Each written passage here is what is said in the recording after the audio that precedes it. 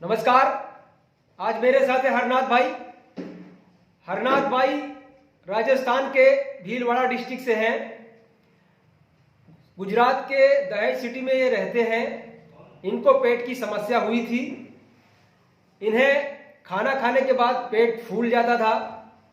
पूरे दिन इन्हें डकार आता रहता था। डकार इतना ज़्यादा आता था कि सह नहीं पाते थे और इनको यूडीएफ भी आता था, यानी कि जो ये टॉयलेट करते थे वो बिल्कुल अनपचा बाहर निकल जाता था। और इनकी नाभि भी ऊपर की तरफ खिसकी हुई थी, जैसा कि ज़्यादातर आईबीएस के पेशेंट्स की खिसकी हुई रहती है। तो हमने हरनाथ भाई का ट्रीटमेंट किया है। अब इनको कैसा लग रहा है वो खुद आपको बताएंगे। ठीक है, इनका जो यूडीएफ आना वो बंद हो चुका है। इनको बार बार जो डकारें आती थी वो बंद हो गई है। घबराहट होती थी वो भी बंद हो गई है। और इनकी नाभि जो ऊपर की तरफ खिसकी हुई थी वो भी अब सेंटर में है। तो अब इनका पेट भी साफ हो जाता है। ठीक।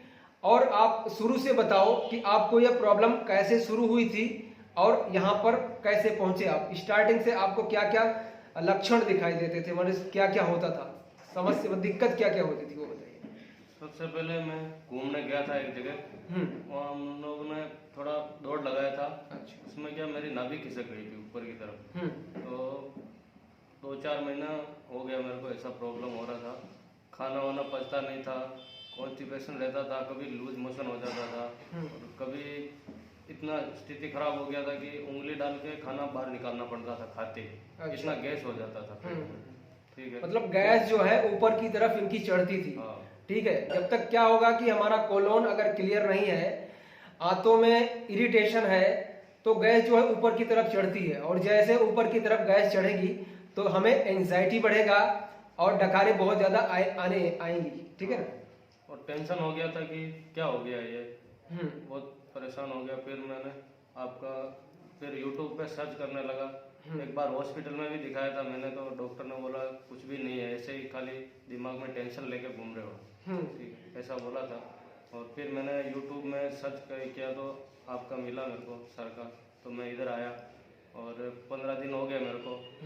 तो बढ़िया रिजल्ट मिला मेरे को। गैस बनना बंद हो गया मेरा, नाभि मेरी सही हो गई है, खाना भी मेरे को लगभग पचने लगा है। ठीक है, और जो दिमाग में टेंशन था वो भी खत्म हो गया। और कुछ कहना चाहेंगे आप?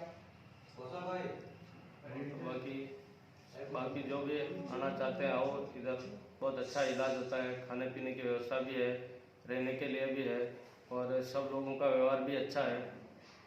सब लोग घर जैसे काम करते हैं। ठीक है। तो कहने का मतलब जो हरनाथ भाई का जो समस्या है ये ज़्यादा पुराना नहीं था, इसलिए इनको 15 दिनों में बहुत ज़्यादा रिजल्ट मिल गया।